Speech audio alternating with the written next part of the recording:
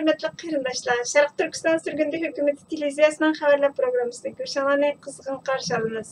Baş ministerimiz Salih Xudayer Efendi Grant Stinchfield ve Jennifer Horn'ның әтігенlik cevap programısının ziyaretini qabul qildi. Xitay Ürümçi degan xatni o'z ichiga olgan inkas va sinlarni ham bahirlagan 3 nafar kishini jazolandırgan. Xitay fuqarosi aviasiya şirketleriga qarshi jasuslik qilish jinoyati bilan qo'lga ilinib 20 yillik qamoq jazosiga uchragan. Amerika Kengash palata a'zosi Warner sobiq prezident Donald Trumpning TikTokni cheklash kerakligi haqida aytganlarining to'g'ri ekanligini aytdi.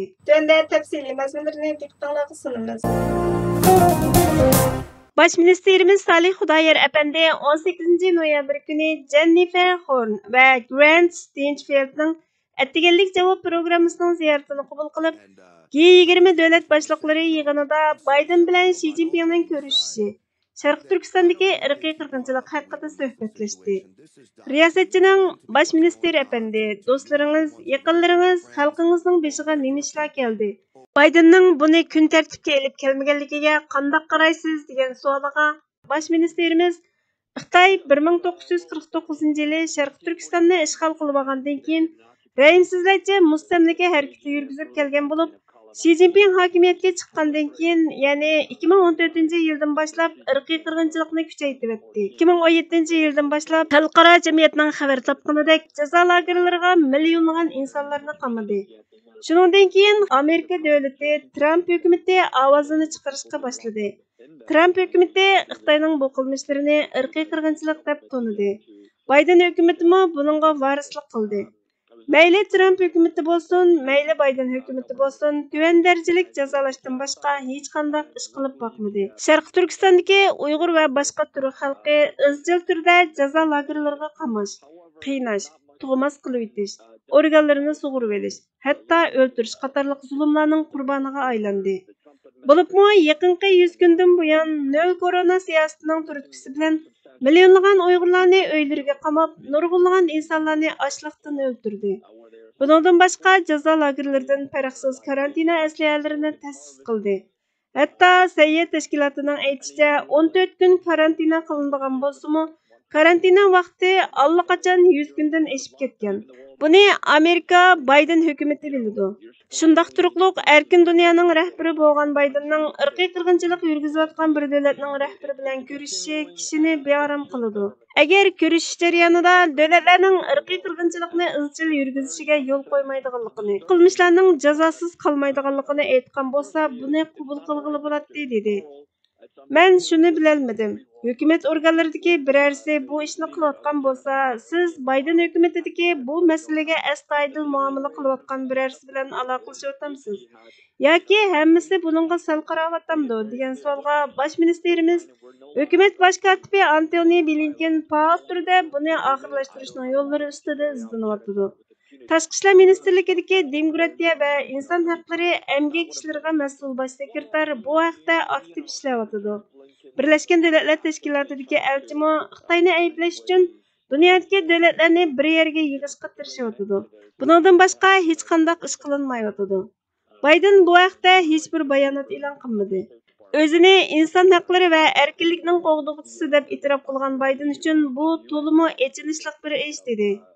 Baş minister efendi, selishtirganda sobiq prezident Trump Uyg'ur musulmonlari uchun ovoz chiqaramdi degan savolga shundoq. Trump biz uchun ovoz chiqaratdi. Sobiq muavin prezident Mike Pence tunji qatam ovoz chiqargan edi. Sobiq tashqi ishlar ministri Mike Pompeo hatto yilmi ovoz chiqardi. U tunji qarorni ilgari surgan kishi edi dedi. Riyosatchining biz sizning qilayotgan ishlaringizdan minnatdor. Bizning qalbimiz albatta u yerdagi xalqimiz bilan birga. Xitoy haqiqiy ma'noda natsist Germaniyasiga o'xshaydi. O'xshash ishlar takrorlanyapti. Dunyo ko'rmasga selyapti. Bayden hukumati buni kun tartibga qo'ymayapti. Bosh minister efendim, siz qiyin ahvolda. Ular bilan hamkorlashishingiz kerakdi. Ular Xitoy bilan yuzlashishni xohlamaydi. Shunga ko'rmasga soladi. Eng oxirida deydigan so'zlaringiz bormi deganda bosh ministerimiz Bu qitimqi yig'in ayni vaqtdagi Gitler irqiy qirg'inchilik yurgizgan davrdagi Myunxen yig'iniga o'xshaydi. Gitler to'qinishdan qutulib qolishni o'ylagan. Gitler jasoratlantirilgan. U vahshiylikni avjiga chiqargan. Yangi Gitler bo'lgan Xi Jinpingning ahvoli shundoq. Amerika Xitoyga zarba berishni boshlasa, Amerika va dunyo uchun foydali bo'ladi deb javob berdi. Xitoy tajovuzchilari atalmış yuqumni nolga tushirishni bahona qilib, Sharq Turkiston xalqini uylariga so'lab ocharchilikda qo'ydi. 16 noyabr kuni ijtimoiy axborotda tarqalgan bir sindan Xitoy tajovuzchilarining uyga sulangan xalqning derazaning tubiga kelib, ovozini sirtqa chiqarishga yo'l qo'ymaydiganligini, kim ovozini sirtqa chiqarsa qo'lga oldiganligini aytib tahdid qilganligi ma'lum bo'lgan. Turkiyada chiqadigan Akit gazetining 21 noyabr kunidagi xabarida aytilishicha, Xitoyning manbalaridan ijtimoiy axborotda tarqalayotgan ocharchilikni tushuntiradigan sillarning inkas bo'limiga Urumchi so'zi yozilganlikdan ocharchilikning Urumchida yuz berayotganligi dunyoning diqqatini tortqachqa, Xitoy tajovuzchilari Urumchi degan xatni sansürlagan va xatarlik mazmunni o'z ichiga olgan deb cheklagan. 2022 yili 11 oyning 16 kuni Xitoyning Zuvani bo'lgan Tangirtog'ning xabarlariga qaraganda, tajovuzchi Xitoy hukumati Urumchi degan so'zni ambahirlagan 3 nafar kishini jazolagan. Garchi 3 nafar kishining tekshirilganligi va Urumchi so'zini ijtimoiy aloqa to'rida ambahirlaganligi uchun jazolanganligini oshirishga uringan bo'lsa-mu, ammo bir qism ijtimoiy aloqa to'ri mushtarilari Urumchi degan so'zni ijtimoiy axborotda ambahirlamaslik uchun tahdid solganligini oshkorlagan. Odatdagi elektr olam qatnashi birlashma texnikasini o'z ichiga olgan bir necha aviatsiya shirkatlariga qarshi josuslik qilish jinoyati bilan qo'lga olingan Xitoy fuqarosiga Amerikada 20 yillik qamoq jazosi berilgan. Odatdagi uchish xabar torining 19 noyabr kunidagi xabariga qaraganda, Shu Yanjun otliq bu josus Xitoy Xalq Jumhuriyatiga vakolatan elektr olam qatnashi birlashma texnikasi shirkatining uchurlarini va boshqa inchki ma'lumotlarni o'g'irlashga tirishgan. Xitoy tarafidan qo'llab-quvvatlangan axborot harakatida boshlamchilik rol o'ynagan. Elektr olam qatnashi birlashma texnikasi va Fransuz Safran guruhi 2013 yili boshlangan 5 yillik axborot harakatida nishon qilingan shirkatlarning ichidagi ikkisi edi. Sotning hujjatida Shu Yanjunning savdo maxfiyatligiga ulashish strategiyasi yo'ritib berilgan bo'lib, aviatsiya xizmatchilarini Xitoyda suhbatlashishga taklif qilish, kompyuter o'g'irlash va ko'paytirish, Safran guruhiga yomon g'arazlik yumshoq detal o'rnatish uchun xizmatchi tutishga o'xshash qilmishlar bilan shug'ullangan. G'arb aviatsiya shirkatlaridagi etnik Xitoylarni nishonlash va paravan shirkat va universitetlardan uchur yig'ish uchun laqam qo'llangan. 42 yoshlik shu 2018 yili 4 oyda Belgiyadagi axborot harakatida qo'lga olingan tunji josus bo'lib qolgan va Amerikaga topshirib berilgan. U axborot kasbiga 2003 yili boshlagan. Xitoy Davlat xavfsizlik ministrligida bo'lim mudir yordamchisi bo'lgan. Amerika Adliya ministrligi Shu familiyaning Xitoy Davlat xavfsizlik ministrligi bilan Xitoyning aviatsiya o'rinlari o'rtasida to'liq moslashtirish harakati bilan shug'ullanganligini, shundaqla Amerikaning harbiy maxfiyatligiga erishishni orzu qilganligini aytgan. Cincinnati'dagi federativ sud mahkamasi tomonidan 2018 yili oktyabrda ayblangan 11 Xitoylikning biri sifatida 20 yillik qamoq jazosiga hukm qilingan. Shu familiyalik elektr aviatsiya shirkati va Safran guruhi tadqiq qilib yasab chiqqan an'anaviy materiallarga qaraganda 2 hassa chidamliq Ig'irligi 3dan 1 qismiga barobar Sapal Mars birikmasi haqida tafsiliy uchur yig'ishga tirishgan. Qo'lga ilinishdan ilgari Sapal motor birikmasi yasash uchun 5 milliard dollar mablag' solgan. Amerika doiralari Xitoy josusligining tahdidi to'g'risida ko'p qatim ogohlantirib, davlat qo'llagan josuslikning misli ko'rilmagan darajada davom qilayotganligini o'ttirg'a qo'ygan. Federatsiya tekshirish idorasining boshlig'i Kristofer Viray har kuni o'tir hisob bilan Xitoyning josuslikqa urinishiga munosabatlik 2 yangi deloni ochadiganligini, 1990 yildan boshlab Amerikaning 700 nafarga yaqin shaxsni Xitoy doiralariga vakolatan josuslik qilish jinoyati bilan ayblaganligini aytgan. Amerika Kengash palata a'zosi Warner Amerikaning sobiq prezidenti Donald Trumpning TikTokni cheklash kerakligi haqida aytganlarining to'g'ri ekanligini aytdi. Warner yakshanba kuni Fox xabarlariga bergan bayonotida TikTokning Amerikaliklarning shaxsiy maxfiyatligiga og'ir tahdid elib keladiganligini, TikTokni qo'llanganda barliq kirgan va chiqqan sonliq ma'lumotlarning Beijingda saqlanadiganligini, yaqindan beri bir turkum Amerika siyosiylari va amaldorlarining TikTokga zarba berishni planlayotganligini aytib, Ата-аналарга балаларны telefonga bu detalni tushirmaslikka ogohlantirishga chaqirdi. Federatsiya tekshirish idorasining boshlig'i Kristofer Viray Xitoyning Amerikaning sonliq ma'lumotlarini o'g'irlashda dunyo bo'yicha birinchi o'rinda turadiganligini aytdi. Viray oldingi hafta parlament a'zolariga Xitoyning dunyodagi eng chong xakerlik planiga ega ekanligini, boshqa davlatlarga selishtirganda Amerikaliklarning shaxsiy va savdo sonliq ma'lumotlarini o'g'irlaydiganligini, millionlagan mushtarlarning sonliq ma'lumotlarini va algoritma tavsiyalarini kontrol qila oladiganligini aytgan.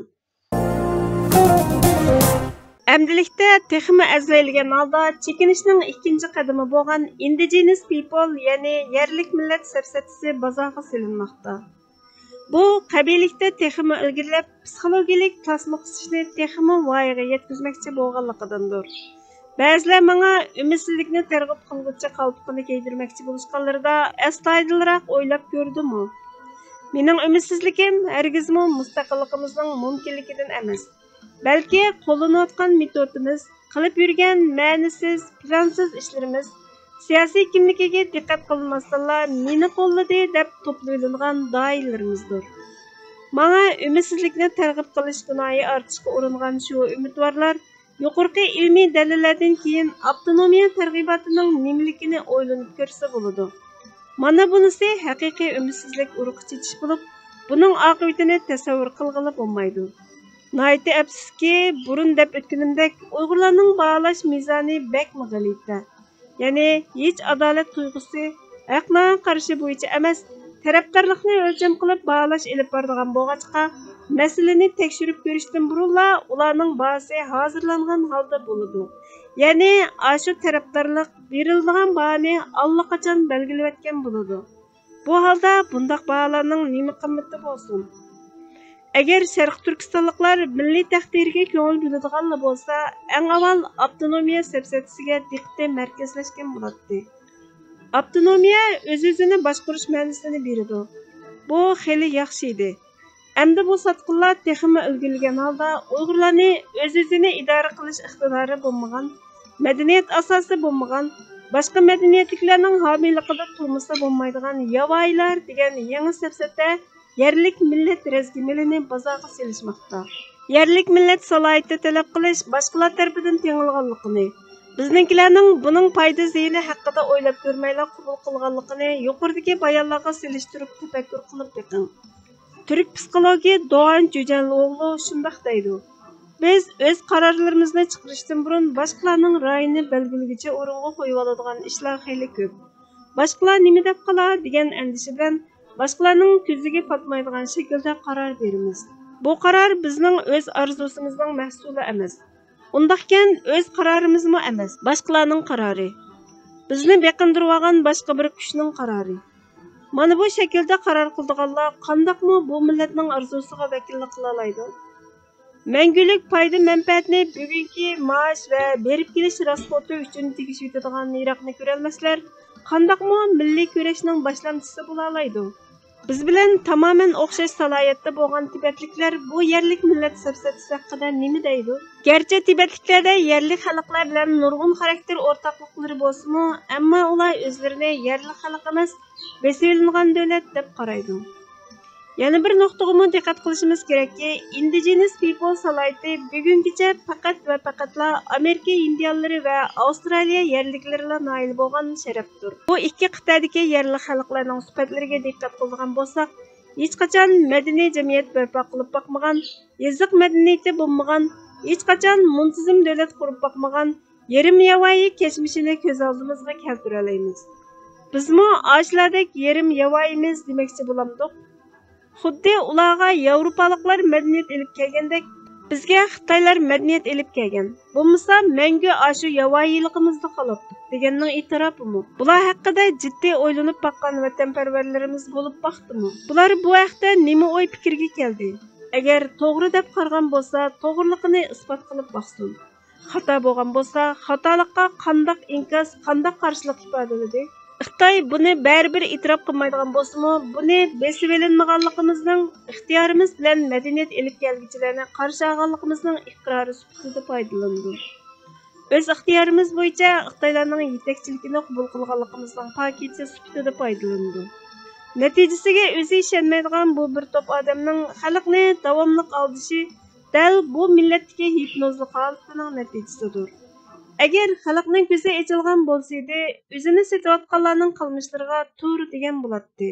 Uyg'urlar uchun Indigenous People salohiyatini iltimos qilayotgan aqlliqlarning ko'rsatgan rejasi emisa minority, ya'ni oz sonli millat bo'lsak yaxshimidi degandan iborat.